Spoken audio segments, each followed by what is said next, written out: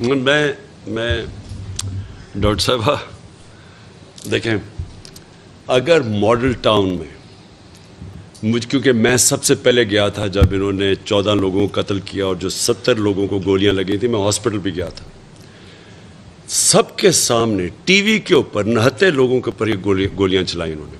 اگر وہاں model town میں رانا ثناء اللہ اور شہباز شریف کو ان کو اگر سزائیں ہو جاتی تو آج اس طرح کا آپ پولیس کا رویہ اپنے لوگوں پہ نہ دیکھتے۔ یہ کوئی بھی قوم اپنے لوگوں پہ کبھی اس طرح کا ہاتھ نہیں اٹھاتی۔ میں نے انگلینڈ کے اندر کیا 25 سال اپنے زندگی کے 2 پارٹیز کنزرویٹو لیبر لبرل ان کی پالیٹکس دیکھی ہے، مظاہرے میں نے وہاں بھی دیکھے ہیں۔ میں نے آپ کو بتایا 20 لاکھ لوگ نکلے عراق وار کے خلاف۔ میں نے کبھی کسی پولیٹیکل پارٹی کے لوگوں کے مظاہرے کے اوپر یہ چھوڑیں یہ کہ ڈنڈے مارے اور رات کو اٹیک کر کے لوگوں کو، عورتوں کو، آپ تصور بھی نہیں کر سکتے کہ کبھی کوئی اس طرح کا ان کے اوپر کوئی پولیس ایسے جا کے کوئی دھکا بھی دے سکے۔ تو یہ جو کر رہے ہیں، یہ پاکستان کو دھکیل رہے ہیں، یہ جو گلو بٹ کی ساری ان کا، اور یہ ابھی سے نہیں ہے، جب سے یہ شریف آیا ہے نواز شریف، انہوں نے، مجھے یاد ہے کرکٹ سرفراز نواز ہوتا تھا 1989، ہم کرکٹ ہی کھیلتے تھے، اس کو وہ اس نے کئی تنقید کر دی، اس کو ڈنڈوں سے مارا۔ یہ غلام حسین صاحب بیٹھے ہوئے ہیں یہاں، ان کی پٹائی کی 81 میں۔ نجم سیٹھی جو کہ آج کل بڑا ان کا سپورٹر بنا ہوا ہے، 2 دن انہوں نے بند کر کے اس کو پھینٹا لگایا۔ اس کی بیوی، میں افسوس کرنے گیا تھا اس کی بیوی کے ساتھ کہ اس نے بتایا کیسے پکڑ کے۔ ان کی یہ ہسٹری ہے، ان کی یہ فیشسٹ ہے، اور یہ ڈیموکریسی صرف یاد آتی ہے اپوزیشن کے اندر، جیسی گورنمنٹ میں آتے ہیں یہ ایسی حرکتیں کرتے ہیں۔ تو میں 2 چیزیں آخر میں کہنا چاہتا ہوں۔ ایک کہ اگر ان کا خیال ہے آج ہماری پارٹی میں غصہ ہے، میں نے جو اس دن رکا ہوں، میں صرف اس دن ہم ساری تیاری کر کے آئے ہوئے تھے وہاں بیٹھنے کے لیے، میں صرف ایک وجہ سے رکا کہ جس طرح کا غصہ تھا لوگوں میں، کیونکہ کوئی نہیں سمجھ رہا تھا۔ سپریم کورٹ نے صبح کوئی ہمیں وہ دی گائیڈ لائنز دیں آئیں کہ جناب رکاوٹیں بھی ہٹ جائیں گی، چھوڑ دیا جائے ورکرز کو ہم سارے سمجھے کہ سارا کچھ ٹھیک ہو گیا۔ تو جو انہوں نے اس کے بعد کیا، ہم تیار ہی نہیں تھے مینٹلی اس کے لیے کہ جس طرح انہوں نے مارا لوگوں کو۔ میں صرف اس کے اوپر ایک چیز کہنا چاہتا ہوں، جتنا غصہ تھا اس وقت، مجھے پوری طرح یقین تھا کہ اگلے دن وہاں خون ہونا تھا، لوگوں نے لڑنے کے لیے تیار ہو گئے تھے، گولی چل سکتی تھی، لوگوں کے جو جذبات تھے وہ وہاں پہنچ گئے تھے۔ میرا صرف اور صرف ایک مقصد تھا کہ میں تو الیکشن کروا رہا ہوں، میں یہاں کوئی ملک میں انتشار تو نہیں چاہتا۔ اداروں کے خلاف نفرت، پولیس کے خلاف تو پنجاب پولیس کے خلاف تو ویسے نفرت بڑھ گئی تھی، اداروں کے خلاف، فوج کے خلاف بڑھ جانی تھی، کیونکہ رینجرز نے بھی شیلنگ کی تھی وہاں، تو ان کے اگینسٹ بھی غصہ پڑا تھا۔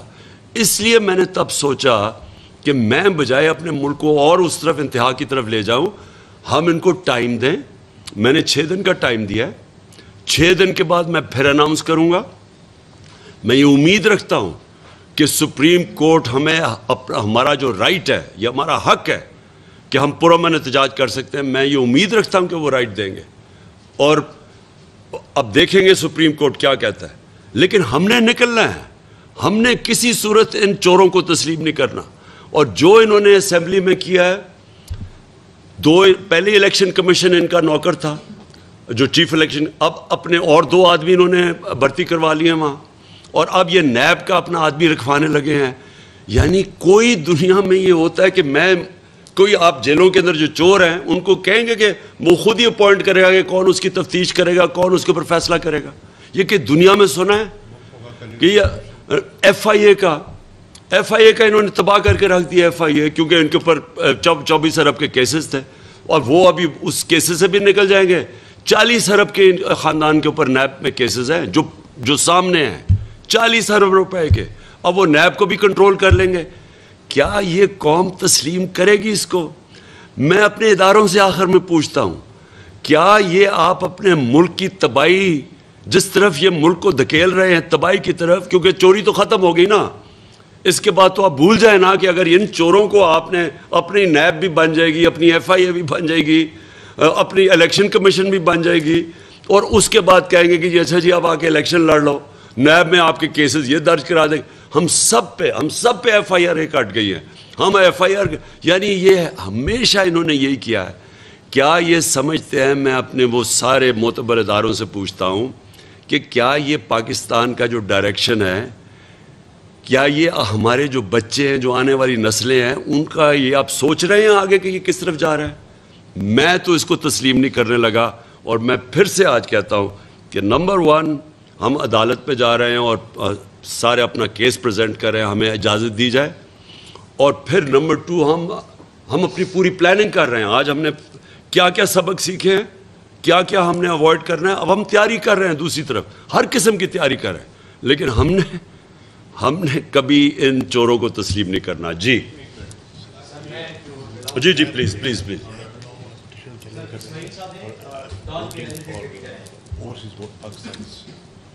جی سوری, 2 چیزیں ہم چیلنج کر رہے ہیں عدالت میں. ایک تو انہوں نے اوورسیز پاکستانیز کی ووٹنگ ختم کی ہے. میں کل بھی یہ کہہ بیٹھا, یہ فنڈامنٹل رائٹس کے اگینسٹ ہے. یہ ایسی ہے کہ جی ہم فیصلہ کریں عورتوں کو ووٹ نہیں دیں گے, آپ اسمبلی میں بل پاس کریں, ایسے ہو نہیں سکتا ہے. نمبر 1. اور نمبر 2, ہم یہ جو نیب کے اوپر یہ کرنے جا رہے ہیں, یہ بھی ہم چیلنج کریں گے. الیکشن کمیشن بھی چیلنج کریں گے, اور نیب میں بھی یہ جو اپنا کروا رہے ہیں, اپنا آدمی رکھوا رہے ہیں, یہ بھی چیلنج کریں گے. جی جی اسماعیل.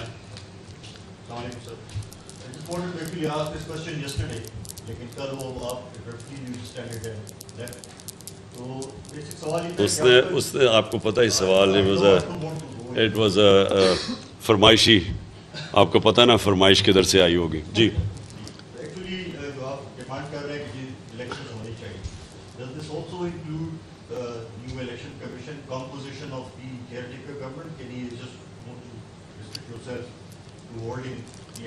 دیکھیں جی, الیکشنز تو نمبر 1 پرائیورٹی.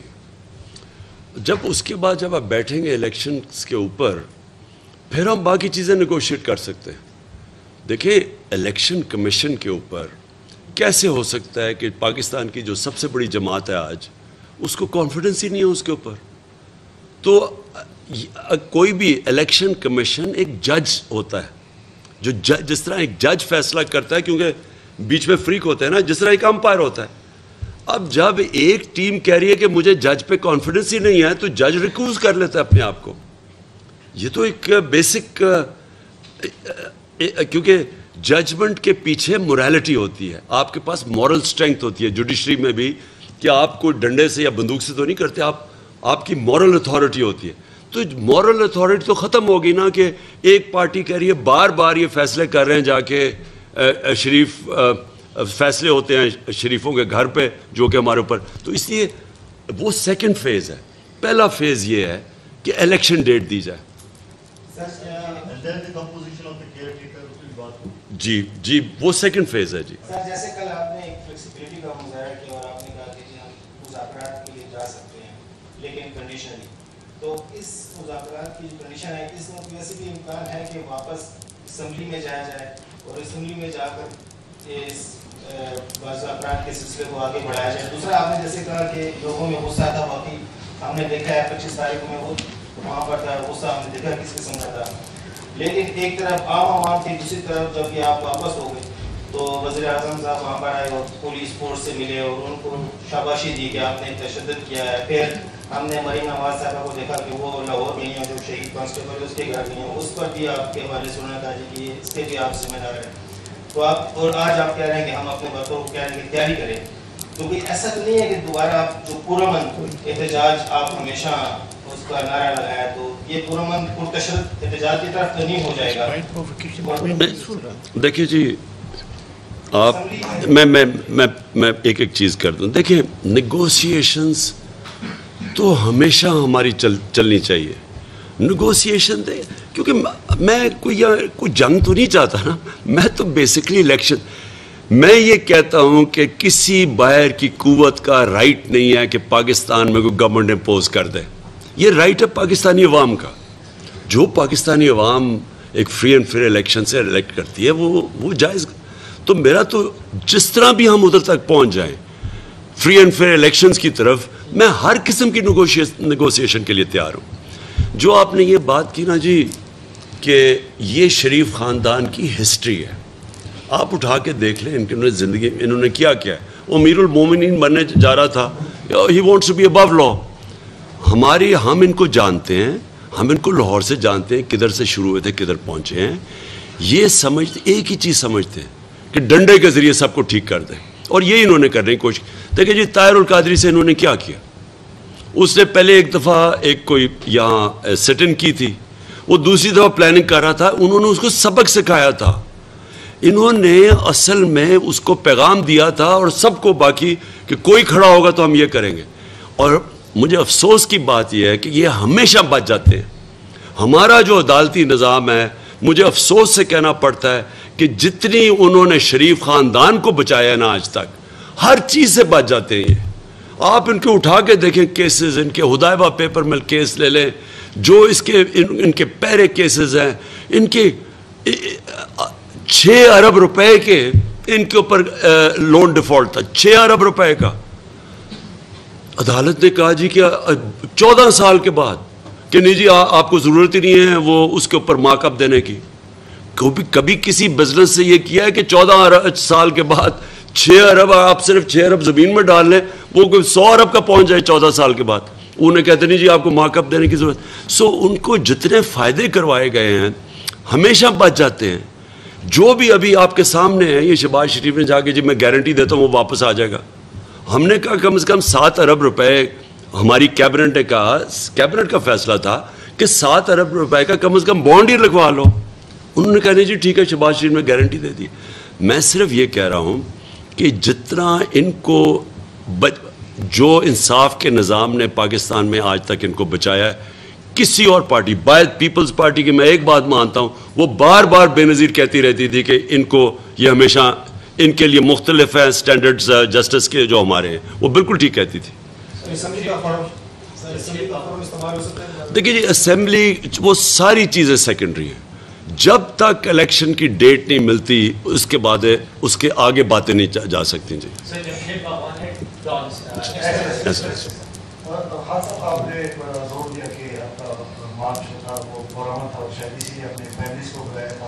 آپ کی بات بالکل درست ہے, لیکن اسی دوران جو آپ کے پرانے وزیر داخلہ تھے جو ہمیشہ آپ کے متعلق اس طرح بیان دیتے ہیں تو وہ آپ ہی کا لگتا ہے, شیخ رشید صاحب, وہ خونی کر کے, تو کیا خیال ہے کہ انہوں نے مجھے زیادتی نہیں کی آپ لوگوں کے ساتھ جو آپ کا پرانا مان تھا اس کو؟ دیکھیے شیخ رشید ایک میرے سے بہت بہت بہت سینئر پولیٹیشین ہے, اور ان کا ایک اپنا انداز ہے, ان کی اپنی پارٹی ہے, ہمارے کولیشن پارٹنر ہیں. لیکن میں تو اپنا ہی کہہ سکتا ہوں نا, وہ تو ان سے پتہ نہیں ان کا خون کس طرح, وہ شاید ان کو شریفوں کو تو خیر ان کے ساتھ بڑی دیر تک رہ چکے ہیں, وہ شاید ان کو جان کے یہ سوچتے ہوں گے.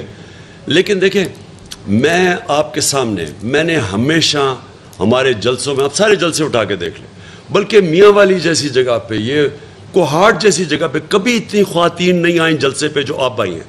تو ہم ایک اکراس دا بورڈ ایک پارٹی ہے جو ہر قسم کی اٹریکٹ, دینی مدرسے سے لوگوں کو لے کے انگلش میڈیم کلاس جو کبھی نان پولیٹیکل, سب کو اٹریکٹ کرتے ہیں ہم, کیونکہ ایک براڈ بیسڈ ہماری اپیل ہے. اس لیے میں کبھی بھی انتشار کے لیے نہیں, اس لیے ہماری پوری کوشش ہے کہ سپریم کورٹ سے ہم کلیئرنس لیں, اور پھر ہم ایک ملک میں صرف ان کو دکھانا چاہتا ہوں کہ قوم کھڑی کدھر ہے. میں جب بلاؤں گا اس بار یہ لوگوں کو, سپریم کورٹ کی ایک دفعہ کلیئرنس ہمیں ہو جائے کہ یہ گلو باٹا ان کے, اور یہ جو انہوں نے خاص طور پہ چینجز کیے ہیں, انہوں نے پولیس میں چینجز کیے, بیوروکریسی میں چینجز کیے, اپنے وہ خاص لوگوں کو لانے کے لیے جنہوں نے یہ تشدد کیا. میں صرف سپریم کورٹ سے پروٹیکشن چاہتا ہوں. میں آپ کو آج دعویٰ کرتا ہوں کہ پاکستان کی تاریخ میں کبھی اتنی پبلک نہیں نکلے گی جو ہم نکالیں گے.